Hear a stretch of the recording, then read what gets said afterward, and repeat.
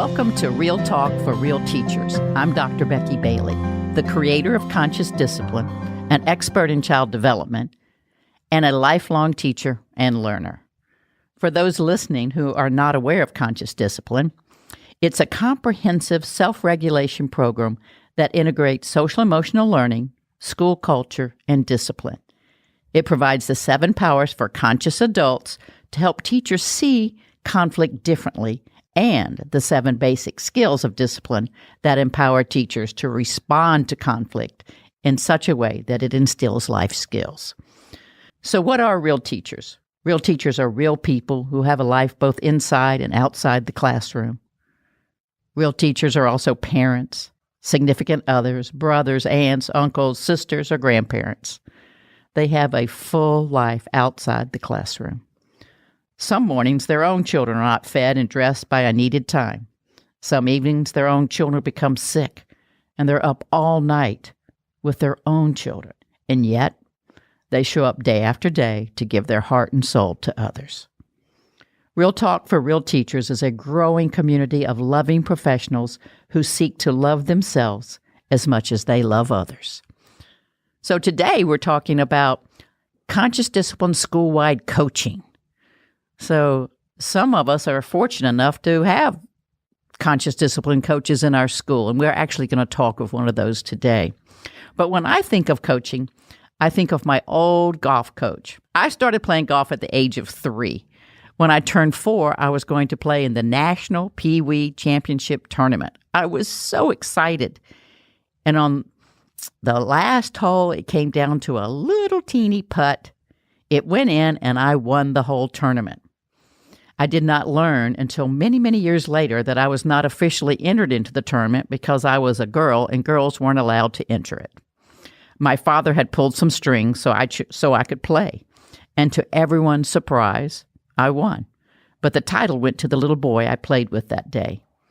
He actually got his picture on Sports Illustrated. But I had a great day of fun playing golf. How did all this happen without me truly knowing it? One reason is because I was 4, and everything was fun at 4. But secondly, I had a remarkable coach. He framed everything for me. His worldview about sports and sportsmanship became my worldview. He taught me how to play golf by noticing me, something we do a lot in conscious discipline. He would say, your arm went like this. Your head stayed so still, just like this. He taught me about the game also by noticing other children.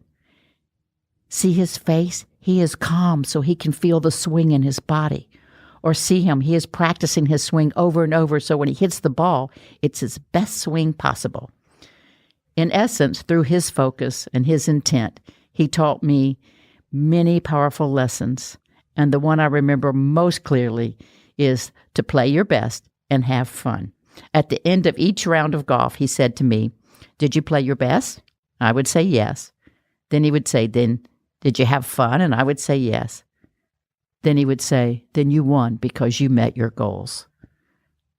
I won a lot with this coach, and it had nothing to do with trophies or pictures being on a magazine. A good coach is priceless. As he coached me, I learned how to coach myself. Priceless.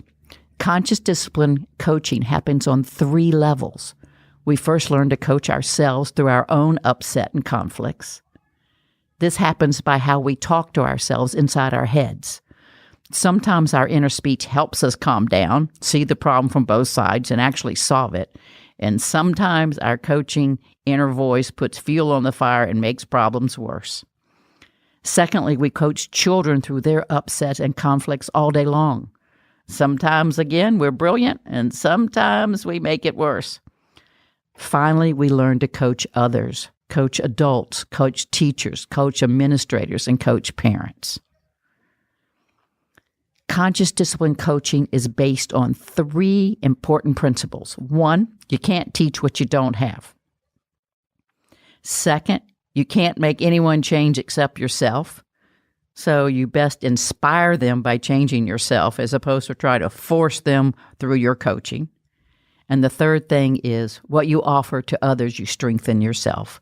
So every time we coach someone else, we learn as much or more than they do. Today, I have invited Paola Salcedo to talk with us. She is a conscious discipline coach at Berry Elementary in Houston, Texas. Her job is to help implement the conscious discipline program school-wide. She coaches children, she coaches teachers, she coaches administrators, and she coaches her parents. She's been an educator for 15 years and a conscious discipline coach for 2. And I guess the first thing, Paola, I want to know is, tell me about your school. What are the demographics? Where do you work and how's it going? Hi, Becky. I'm so happy to be here and actually hear you. Yes, our school is a Title I school here in Houston. Our demographics is we have 95% of Hispanic, 1% white, and 3% African American. We have, out of those, we have 58% of English language learners, which makes us a bilingual school, a Spanish bilingual school. We have 6% special education, and out of our whole population, 90% receive free and reduced priced lunch. Wow. And what grades do you go from, Paola? We go from pre-K all the way through 5th grade. Wonderful. Now, how in the world did you get this position called Conscious Discipline Coach? I'm sure everyone out there wants to know how this happened. So tell us about that. And actually, it's a wonderful position. It started with the vision of our former principal. Before I got this position, I was a pre-K teacher here at Berry. I had followed our former principal because she believes in conscious discipline and she knows the power it can transform in a school. And we had a social worker back then when I was a pre-K teacher here, which was not familiar with conscious discipline and did not really want to get into it either. So Ms. Oliver, our former principal, kind of gave me that position. So within the school, I am known as the conscious discipline coach. Within the district, though, since it's not a real position, I am a multi-grade level teacher, or also known as a behavior specialist. Oh, so she took money that was allocated for one position and kind of altered its job description so you could do what you're doing now. Right. It was either the social workers funding or the budget for the social worker or counselor. So That's kind of the position that I have now. And so in that, who do you actually coach at school? Who do I don't coach? Yes, right. That's a better question for sure. So you're coaching everyone. Everyone. Once we get to know and understand what conscious discipline is all about, like you said, we don't have the power to change anybody but ourselves. But we do have the power to share our knowledge and share our passion. And the best way to do it is to show that this has a transformational power. So what I do is I go into classrooms and I teach teachers how to handle certain situations, starting from the get-go, putting their structures up, and then helping them form the school family or the classroom family. And then in specific situations, also I go back to model certain skills like the time machine so they can actually have a visual on how it's being taught to the kids. So with those structures, for people who don't understand conscious discipline, so some of those structures would be like the kindness tree, the we care, celebration. So you're celebrating children's success. And so tell us about the time machine. How does that actually work? And how would you model that in a classroom? Okay, the time machine is one of the tools that I bring in all the way at the end when the structures are up and the teacher understands the skills, because it is about consequences, natural consequences, for the children to understand that every action has a consequence. And by consequence, we have to understand what it actually means. It's not a punishment. It's not putting kids in the corner, leaving them without recess, or taking away ancillary, or in other places known as special, which in our school is music and science and PE. It's about actually taking those moments and teaching the kids there is a solution to the problem or situation that you're having right now. So the time machine has several components, starting with, are you willing? Because we have no power, not even over children, to make them do what we want them to do. So the first question is, are you willing? And if that willingness is there, especially if the classroom family is set and the school family is in place, we care about each other. There's unity. And when we have an oops moment, the kids realize that. And, they want to go back in time and say, I want to make this over because I hurt you, because you're my friend and I care about you. And I want to go back and just redo this whole situation. So let me just see if I got this so far.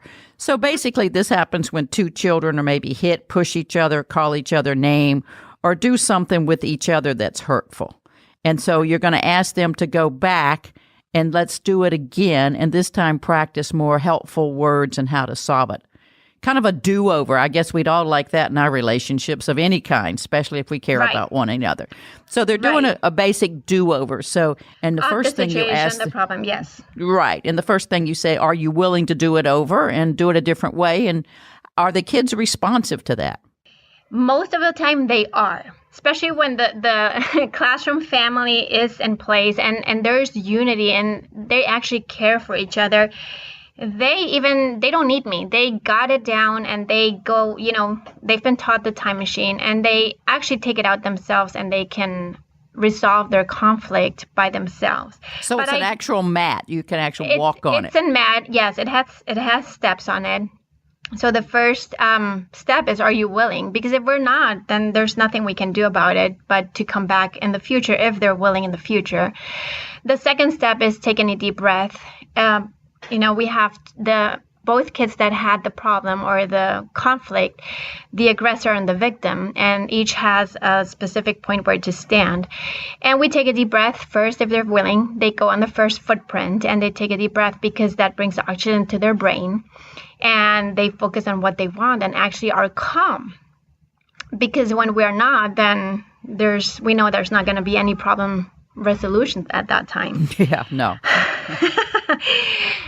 The second step is going and wishing well, because what you offer to others, you strengthen yourself. So we basically tell them to look at each other and wish each other well, because when you wish each other well and there's that school family in place, there is caring within each other. And it's basically saying, I wish you well. I do not wish any harm. I just, I care for you. We're a school family. I just want to solve this conflict. Perfect. And that's practically what it means, the wishing well. Then the next step is 1, 2, 3.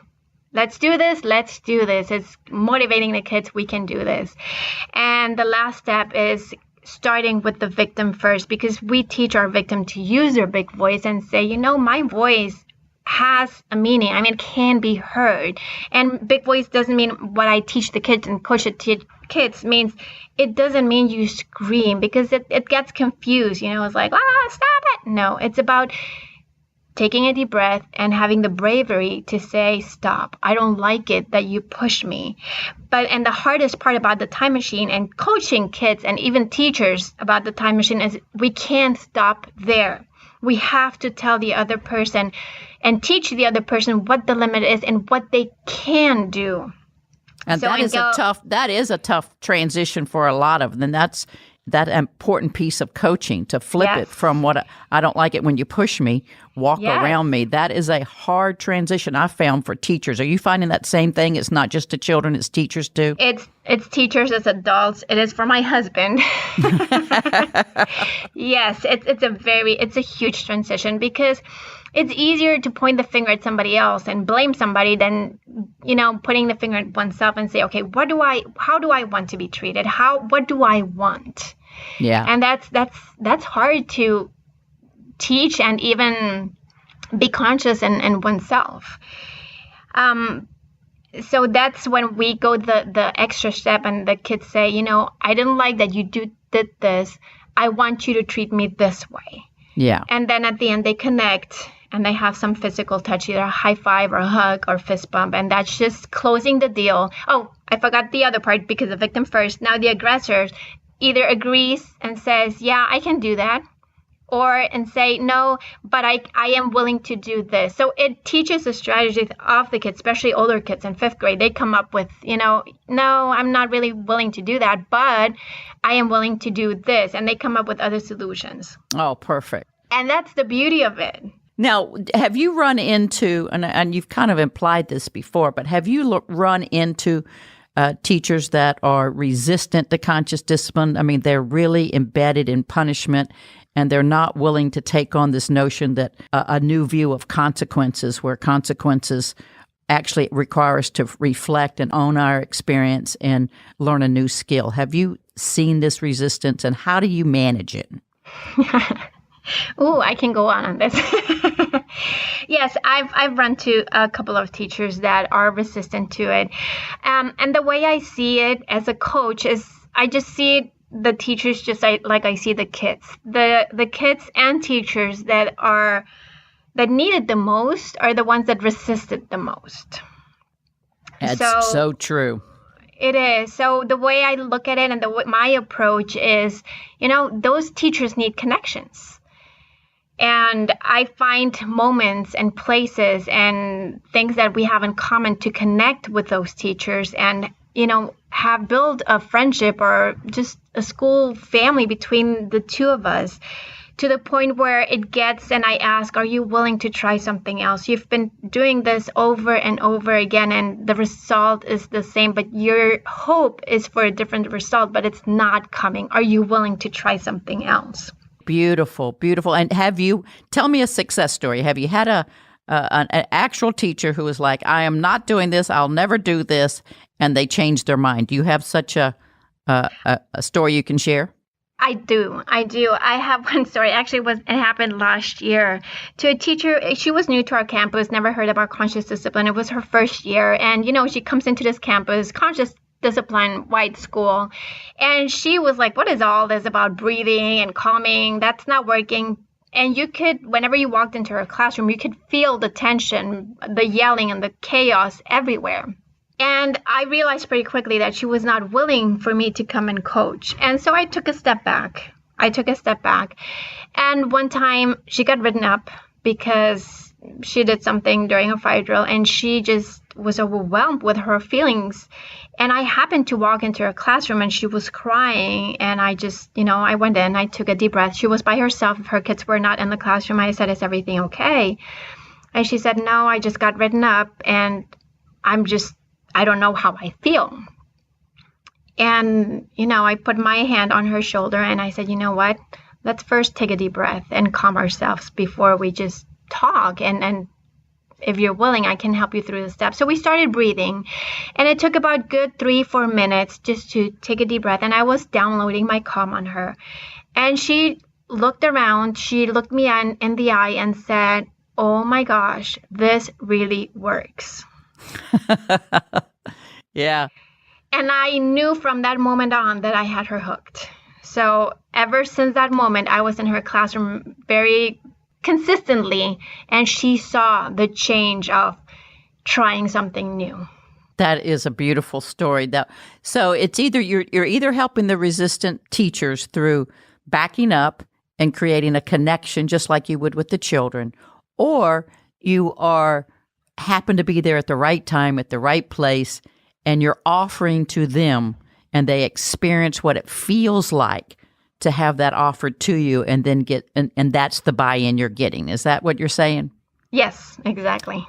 Okay, so now I understand that you also run the parent groups, and you're the coach of the parents. So you have a low socioeconomic crowd you're dealing with, parents, and they're often known for not participating.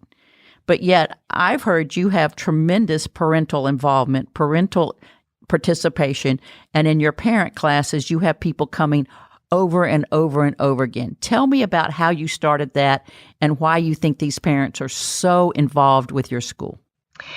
Well, I love my parent classes. That's my baby.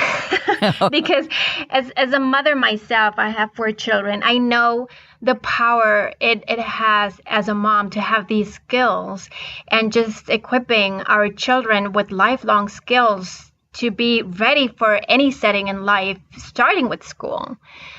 And that's why this is so passionate to me. So when we started last year, was my first year as a conscious discipline coach. my former principal said, you're going to be in charge of training the parents too. I said, oh, okay. A little nerve-wracking. And I sat in my office for quite a bit, and I said, how do I do this?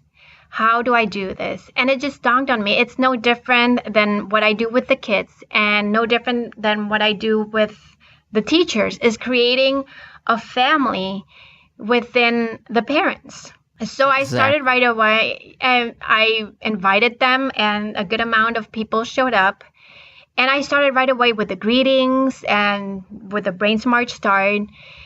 And that got them hooked immediately, just being open, transparent. And I let myself be vulnerable too as a mom, sharing my stories inside school, outside school. And little by little, I started implementing the structures. And So let me see if I've got this. So you're saying to me that the same process of creating a classroom family you use to create a school family school-wide, and you're using the same process with your parents. So if you greet children, you're greeting teachers, you're greeting parents. If you have a safe place where children can go and calm down, you have a safe place for teachers, for children, and for parents. So you're doing the same thing for teachers, children, and parents. Is that what you're saying? The same thing, yes. Beautiful. Yes. One-stop shopping. You're like a Walmart there. Exactly. Hey, Walmart is my second home. I'm kidding. But yes, you're right. And, I had several moms coming to me saying, well, I can't really attend your class because I have younger kids. And I said, that's not a problem. Bring them with you, because, what better way than learning these skills with the structures and have them practice with their small kids right there, right then. So when we do the Brain Smart Start, we do it with adults, among each other. And then I tell them to get on their knees and do the connecting activities with their younger children. So they can experiencing right there, right then, how it feels like and how it looks like to do it with their small kids, with their younger children. Let me jump in here a little, Paola. So for those who don't know what the Brain Smart Start is, it involves 4 activities. An activity to unite, which means everybody kind of does something together. An activity to disengage the stress, whether some form of breathing. And while we're doing that, everyone who's listening can breathe with me right now.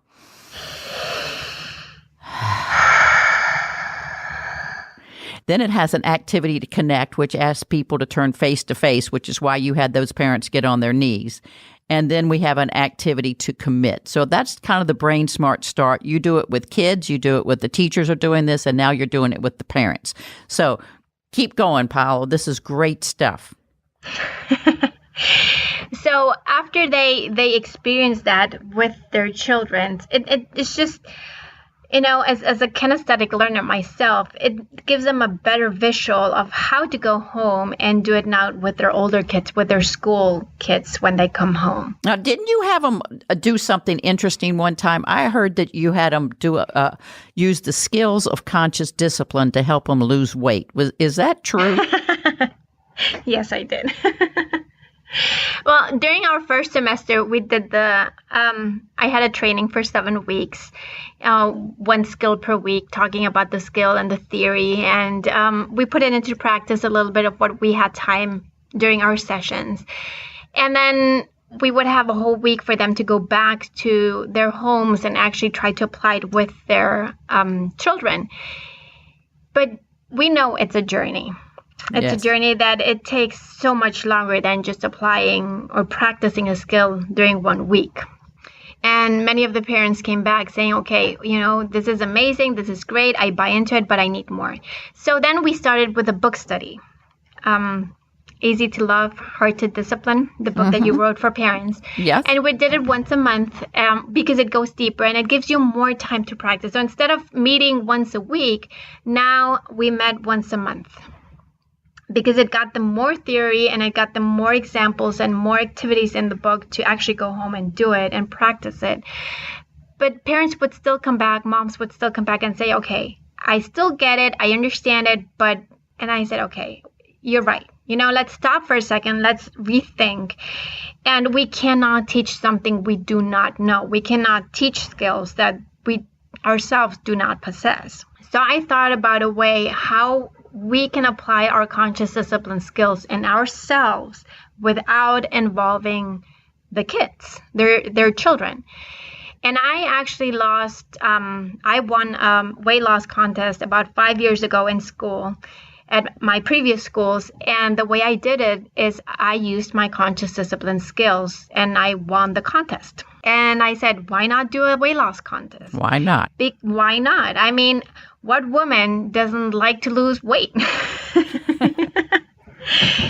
And I said, okay, I asked my former principal if that's something she allowed me to do. She said, of course, go right ahead.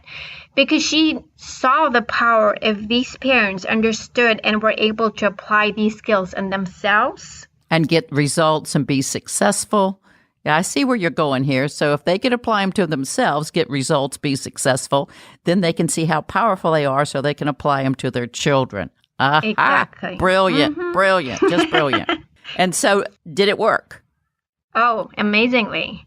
Amazingly. You know, some they apply now, they come back to me and I have testimonies saying, I understand it. I can apply these skills with myself. Now I can go back home and I can teach them to my children. So any obstacles they have in their lives, any hard moment that they go through, or any just goal that they just want to reach, they can apply their conscious discipline skills and they get results. And those are the same skills that now they can teach their children at home. And that brings us to, I said this fancy definition of what conscious discipline was at the beginning, but really it means disciplined enough to set and achieve goals, and conscious enough to know you're off track and have the skills to come back on track. So what you're actually doing is what my coach did many years ago at when I was 3 and 4 and 5 years old playing golf, is you taught them how to change their inner speech. So they would encourage themselves with you did it. They would be assertive with that voice that says you can't do it and say, oh, yes, I can. They could give themselves 2 positive choices. When they'd mess up, they could offer themselves empathy and forgive themselves and see positive intent in their actions and move forward and actually own the consequences of kind of being off track and then move back. So is that what you saw? Oh, yes, most definitely. Yes. You summed it up perfectly. So let's go home. Let's talk about your own kids. Oh, my gosh. What have you learned? I mean, you're a phenomenal coach. Phenomenal.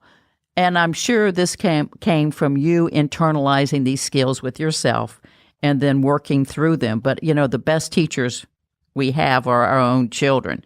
So what have you learned from your oldest child? Because it seems like I believe you tend to be butting heads a lot. What have you learned from that? I actually learned all my skills, to apply it with myself because I had to discipline myself. We bump heads quite a bit. He's a preteen now and more than ever. And I'd love to train. That's one of the things that I'd love to do. I even went and I trained at my church. And my son loves to go with me. So he has heard me train. And now, us bumping heads is actually, he uses the phrases that I teach to others. He comes back and he throws them back at me. So when we have an argument, yes, he tells me, Mom, be the person you want me to be. And he's totally, and he's right. But I got to learn to get to know myself better, get to know my triggers, get to know a lot of my strongholds, and, have the willingness to change to the parent that I always wanted to be and have those skills that I want my children to have. That is phenomenal. And so you're actually applying, I said conscious discipline coaching happens on 3 levels. And you're a living demonstration of this. So you've learned to coach yourself and talk to yourself. Have you, and what I'm hearing from you've changed your inner speech a great deal, have you? Yes. Oh, yes. And you're bilingual, so have you changed it in both languages or what? Claro que sí, en ambos lenguajes. Perfect. Okay, so now, for those listening, it's important for us to understand, and I think Paola demonstrated it beautifully. How we discipline/coach ourselves through upset and conflicts will be how we discipline/coach our children through their upsets and conflict. So if we're critical to ourselves, if we're judgmental, if we're punishing to ourselves, I can't believe I did that again. What are you thinking? Or I can't believe they did that again. If I'm doing this in my head, then it's going to come out. All I have to be is stressed enough. So if you want to be a conscious discipline coach, you've got to start with yourself. You've got to start changing that inner voice in your head with your own upset. You can't deny your own feelings anymore. You can't drink or eat through them. We've got to say, yes, I feel scared. I've got this. Take a breath, Becky. You can handle it. We've got to be encouraging to ourselves. And I think this is what Paola has said. She got this title, but she just didn't get a title. She got a skill set she uses with herself, with her coworkers, with her family, and with the life she lives. So, Paola, I want to end this with, if we have steps for tomorrow. So let's say people are listening to us now, and you had 3 concrete things they could do tomorrow after hearing this. What would they be? What's the first thing you would say? Here's where you start, and here's what you need to do. First thing. Okay. First, I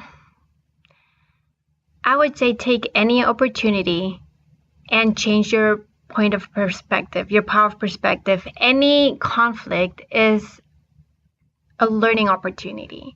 And that automatically is going to keep our composure. And just take a deep breath and tell yourself in any situation, I can handle this. I got this. I can handle this. I am going to give these kids, I'm going to teach these children, myself, my spouse, my coworkers, the skills that we can have a problem-solving situation rather than, having the same recording in my head. Playing over and over and over. Our old CD-ROM. Okay, so let me see. The first one is you got to see it differently. So instead of seeing mean, nasty, disrespectful little heathens, you're going to see kids who are missing a skill and just calling for help. And then you're going to take that breath and see these kids saying, they need my help to learn a new skill. Have I got that first one? You got the first one. Okay, and now next. The second one, I would say, accept responsibility for your own emotions. You are in control of yourself. We waste so much energy and time to try to make the world go our way. Yet we cannot control the world, but we can control ourselves. And the way we control ourselves is knowing that we have emotions, accept those emotions, name the feelings, and be conscious of your feelings. And it's okay to feel. It's okay to feel, but we also have a choice on how to manage those feelings. But you know what? They're ours. They're nobody else's. And we have to take responsibility for those. So that would be the second one. So no one makes you angry or makes you sad, or they have a behavior and we choose to see it a certain way. And in that choice of perceiving it a certain way creates a feeling within us. And we have to own that feeling. Yes. Okay. And now the last one you want to send them off with. And the last one, I would say, get to know yourself. Get to know your triggers, get to know your buttons, and, own up to them. Don't give them to the world, but own up to them. It's okay to have triggers, okay to have buttons. Yeah, what are yours? What is your biggest trigger, you think, for upset, that generates upset within you? Well, triggers for me is lack of sleep and lack of food. That can send me off. Yes. My tolerance level would be 0. And lately, I've discovered that a big trigger for me, too, is pain, physical pain. Yes. And buttons, my big time button is sassiness and rolling back of eyes. That's a huge button for me, which, I get that day in and day out with my preteen son. You get a lot of practice there. Yes, most definitely. So, those are beautiful take-homes. Those are beautiful next steps. I want to thank you so much for all you're doing down there in Houston, for what you're doing at Berry Elementary, for what you're doing for our children, our teachers, and just by living a life of example. And I feel deeply inspired just talking to you. And thank you for being with us today. Thank you, Becky. Thank you. I wish you well. And until next time, I wish you well, Paola, and I wish everyone else listening. Bye-bye.